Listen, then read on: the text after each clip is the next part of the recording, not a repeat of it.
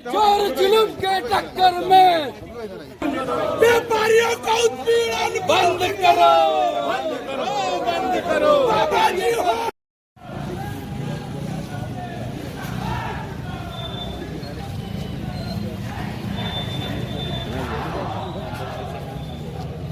तो 2 करें 5 को ले चलिए, हम बात दर्द सुन ले, आपको हम रोक नहीं सकते।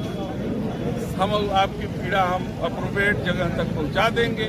वो भी बात सुनेंगे तो ठीक है, नहीं सुनेंगे तो जनता जवाब देगी।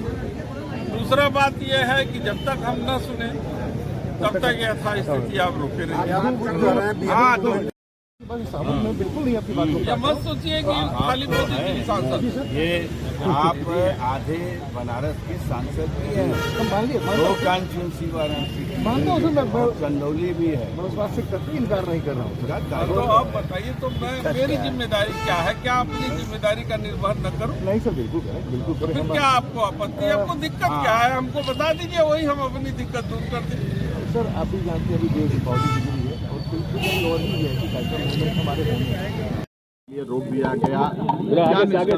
देखिए, आज मेरे 3 कार्यक्रम थे। एक कार्यक्रम यह था कि दाल मंडी गली में जिस तरीके से प्रशासन के द्वारा उत्पीड़न हो रहा था व्यापारियों का, चौड़ीकरण के नाम पर जिस तरीके से ध्वस्तीकरण हो रहा था,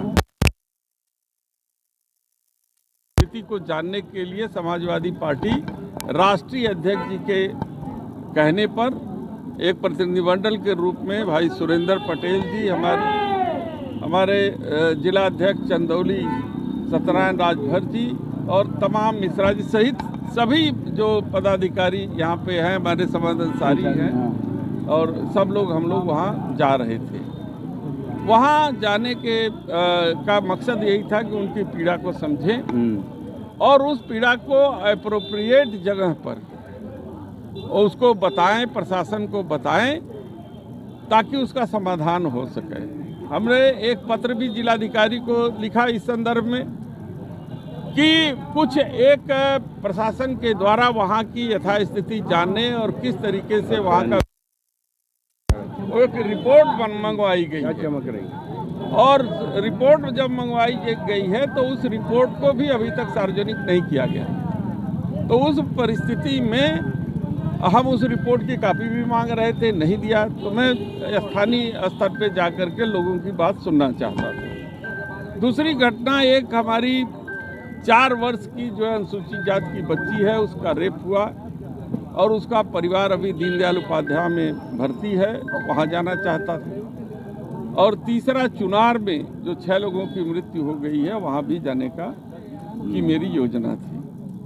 प्रशासन मुझे किसी जगह पे जाने के लिए मना कर रहा है। क्या कह रहे हैं, क्यों नहीं जाने?